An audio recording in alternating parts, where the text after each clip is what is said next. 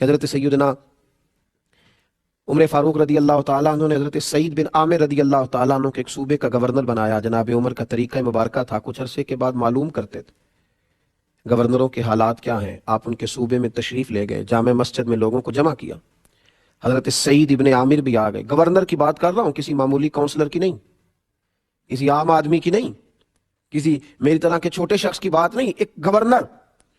سب لوگ جامع مسجد میں جمع ہیں. گورنر صاحب کو کھڑا کیا اور پوچھا کہ تمہارا گورنر کس طرح کا ہے؟ تو لوگوں نے کہا 4 شکایات ہیں گورنر سے. کون کون سی؟ کہا پہلی بات یہ ہے کہ جب یہ نئے نئے گورنر بن کے آئے تھے تو فجر کی نماز کے بعد یہ لوگوں کے مسائل سننے بیٹھ جاتے تھے. اب نماز فجر کی تکمیل پر گھر چلے جاتے ہیں, اشراق چاشت کے وقت میں یعنی 8-10 بجے آتے ہیں. دوسری شکایت یہ ہے کہ یہ دن کو ملتے ہیں, رات کو ملتے نہیں. تیسری بات یہ ہے کہ ہفتے میں 1 دفعہ ملتے نہیں. چوتھی بات یہ کہ کبھی کبھی رونے لگتے ہیں, اتنا روتے ہیں کہ بے ہوش ہو جاتے ہیں.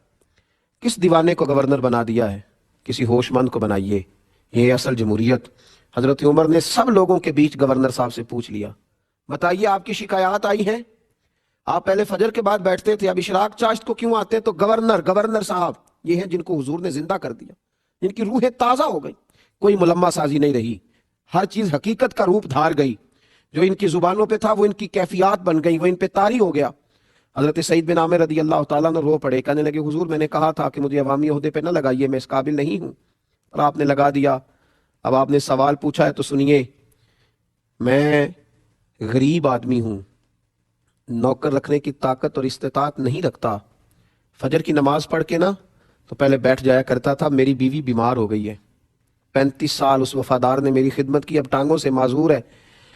میں نماز فجر کے بعد گھر جاتا ہوں, پہلے گھر میں ناشتہ بناتا ہوں, پھر اپنے گھر میں جھاڑو دیتا ہوں, پھر اس فالج زدہ عورت کے کپڑے بدل کے اس کے منہ میں روٹی کے لقمے ڈالتا ہوں. واپس آتے دیر ہو جاتی ہے. حضرت عمر کہتے ہیں پہلے جواب نہیں لوگوں پر سختہ طاری کر دیا. دوسرا سوال یہ ہے کہ دن کو ملتے ہو تو رات کو کیوں نہیں ملتے؟ تو حضرت سعید بن عامر رو پڑے, عرض کرنے لگے حضور داڑھی ساری سفید ہو گئی ہے, پھل پک گیا, پتہ نہیں کس وقت عرش کا مالک بلا لے. تو حضور دن میں نے مخلوق کے لیے رکھا ہے, رات اپنے رب کے لیے رکھی ہوئی. رات مصلے پہ بیٹھ جاتا ہوں, روتا رہتا ہوں, معافیاں مانگتا رہتا ہوں.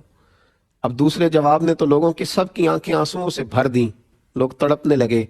حضرت عمر فاروق رضی اللہ تعالیٰ عنہ نے تیسرا سوال پوچھا, فرمایا بتا نا تو ہفتے میں 1 دن ملتا کیوں نہیں؟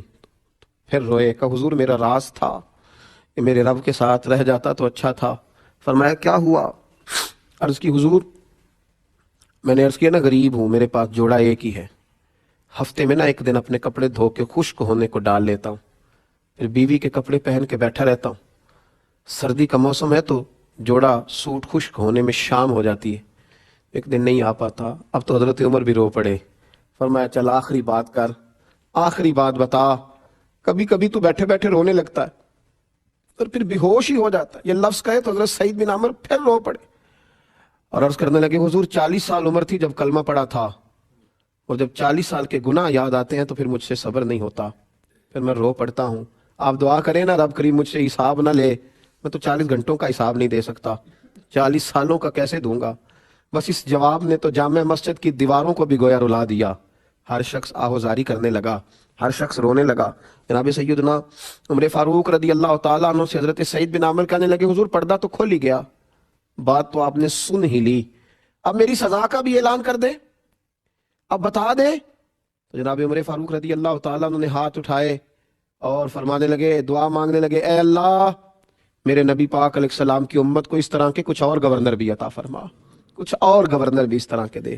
میرے عزیزو, جب ضمیر زندہ ہوتے ہیں, جب طبیعتیں تازہ ہوتی ہیں, جب روحیں بیدار ہوتی ہیں, پھر اس قسم کے جواں فکر, جواں حوصلہ لوگ پیدا ہوتے ہیں. اور جب ہماری سوچیں گناہ کو گناہ ہی نہ سمجھیں, جب لوگ رشوت لے کر کے یہ کہیں کہ میں کوئی غریبوں سے نہیں لیتا, میں صرف امیروں سے لیتا ہوں, تیری ڈیوٹی لگی اب حساب لینے کی, اب تو حساب لیا کرے گا.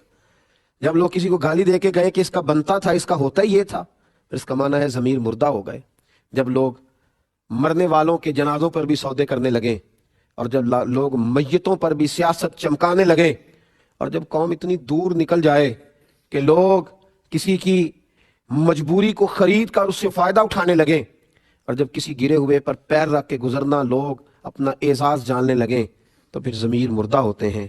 میرے نبی پاک علیہ الصلوۃ والسلام نے ضمیروں کو زندہ کیا، تازگی دی، خوبصورتی بانٹ دی، لوگوں کی روحیں تک صاف ہو گئی۔